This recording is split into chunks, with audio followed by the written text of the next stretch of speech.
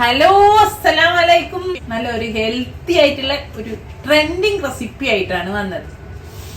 നമ്മളെ ഈത്തപ്പഴത്തിന്റെ കുരു വെച്ചിട്ടുള്ള ഒരു കോഫി, ഒരു ഡ്രിങ്ക്, ഒരു ഹെൽത്തി ഡ്രിങ്ക് ആണ്.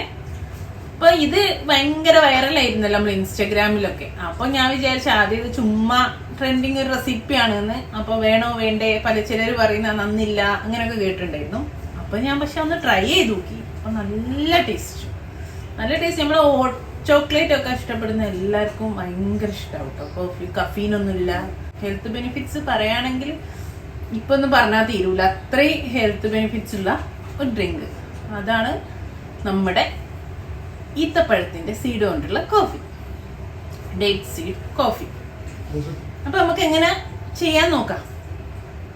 സിമ്പിൾ ആട്ടോ ചെയ്യാൻ. ഞാൻ ഈത്തപ്പഴത്തിന്റെ കുരു എടുത്തിട്ട് വെച്ചിട്ടുണ്ട്. കുരു എടുത്ത് എങ്ങനെ അയച്ചാൽ ഞാൻ ഇന്നലെ കുരു കളഞ്ഞിട്ട് ഒരു 400 ഗ്രാം ഈത്തപ്പഴത്തിന്റെ കുരു എടുത്തിട്ട് 10-15 മിനിറ്റ് വെള്ളത്തിൽ ഇട്ടിട്ട് നമ്മൾ ആ ഒരു പശ പോലെ ഉണ്ടാവും കുരുവിന്റെ മുകളിൽ. അതിന്റെ ഉള്ളിൽ ഇങ്ങനെ നനഞ്ഞു കിടക്കല്ലേ. 10-15 ഇട്ട് വെച്ചാൽ അതിന്റെ മേലുള്ള ആ ഒട്ടി പിടിക്കുന്നൊക്കെ അങ്ങ് പോവും. ഒരു പാട പോലെ ഉണ്ടാവുമല്ലോ, അതൊക്കെ അങ്ങ് പോവും. എന്നിട്ട് നന്നായിട്ട് കഴുകി ഒരു ടിഷ്യൂ പേപ്പറോ അങ്ങനെ എന്താ വെച്ചിട്ട് തുടച്ചതിന് ശേഷം ഞാൻ അങ്ങനെ തന്നെ വെച്ച്. അപ്പോഴേക്ക് എന്തായി, ഇന്നത്തേക്ക് ഇത് നന്നായിട്ട് ഉണങ്ങിയിട്ടുണ്ട്.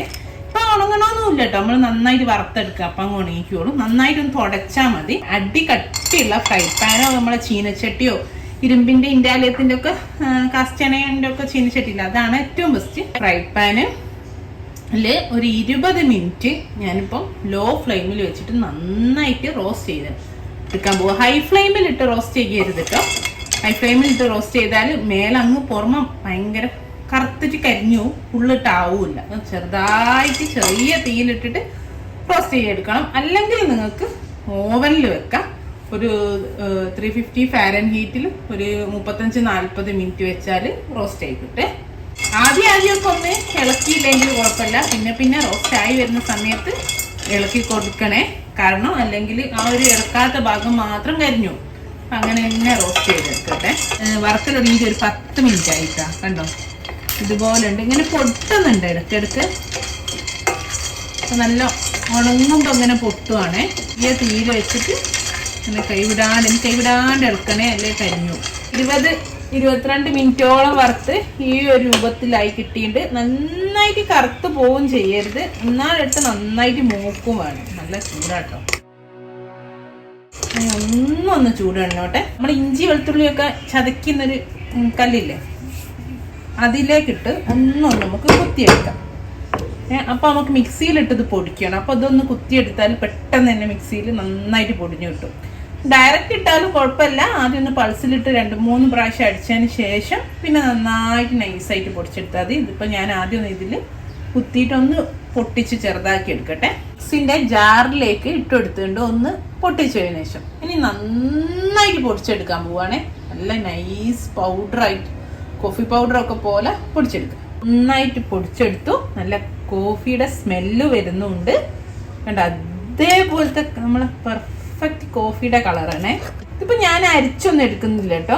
നമ്മൾ കോഫി ഉണ്ടാക്കുമ്പോൾ അതിലിട്ടിട്ടൊന്ന് വേവിക്കും, അങ്ങനെ മതി. ചിലര് കാണാം ഇതിങ്ങനെ നന്നായിട്ട് അരിപ്പേരരിക്കും. അതിൻ്റെ ആവശ്യമൊന്നുമില്ല. നന്നായിട്ട് പൊടിക്കുന്ന മിക്സിയിലിട്ടിട്ട് പൊടിച്ച് ഫൈൻ പൗഡർ ആക്കിയാൽ മതി. കാര്യം ശ്രദ്ധിക്കാനുള്ള വെള്ളത്തിന്റെ അംശം പാടില്ല. മിക്സിന്റെ ജാറിലായാലും ഇനിയിപ്പം ആക്കി വെക്കുന്ന കുപ്പിയിലായാലും വറുത്തതിന് ശേഷം വെള്ളം തൊടിക്കാനേ പാടില്ല, കേടുവന്നു. അല്ലെങ്കിൽ നമുക്ക് ഇത് കോഫി പൗഡർ സൂക്ഷിക്കും പോലെ സൂക്ഷിച്ച് കുപ്പിയിലാക്കി, എയർടൈറ്റ് കുപ്പിയിലാക്കിയിട്ട് നമുക്ക് എത്ര വേണമെങ്കിലും ഉപയോഗിക്കാം. ഇനി നമുക്ക് ഇതുകൊണ്ട് കോഫി ഉണ്ടാക്കണ്ടേ. ഒരു സോസ് പാനിൽ 1 കപ്പ് പാലെടുത്തിട്ടുണ്ട്. 1/2 കപ്പ്, ആ പാലെടുത്ത കപ്പ് തന്നെ ആയതുകൊണ്ടാണ് 1/2 കപ്പ് വെള്ളം കൂടെ ചേർത്തിട്ടുണ്ട്. ഫ്ലെയിം ഓൺ ചെയ്ത് കൊടുത്തിട്ടുണ്ട്.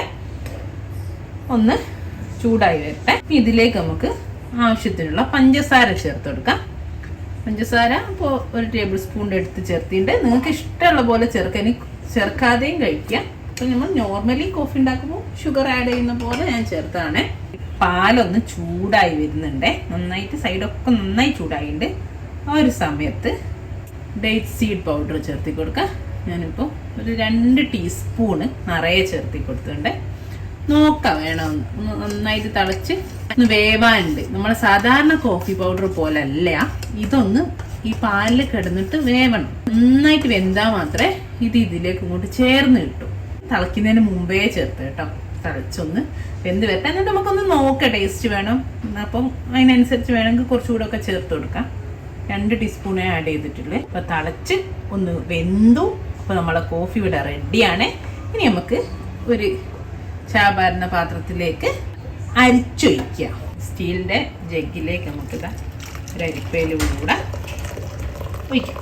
അതുപോലെ നമ്മളെ ചായൻ്റെ ഒക്കെ ഒരു ചണ്ടി ഉണ്ടാവില്ലേ, അതുപോലെ ഇതിൻ്റെ അടിയിലും കുറച്ച് ചണ്ടി ഉണ്ടാവും. ഇതാണ് നമ്മുടെ ഡേറ്റ്സ് സീഡ് കോഫി. അപ്പം എല്ലാവരും ഒന്ന് ട്രൈ ചെയ്ത് നോക്കും കേട്ടോ. മസ്റ്റ് ട്രൈ ആണേ. ചായ കാപ്പിയൊക്കെ കുടിക്കാത്തവർക്കും കഫീൻ അടങ്ങാത്ത നല്ല ഹെൽത്തി ആയിട്ടുള്ള, ഞാൻ പറഞ്ഞല്ലോ ഹെൽത്തി ആയിട്ടുള്ള ഒരു ഡ്രിങ്കാണ്.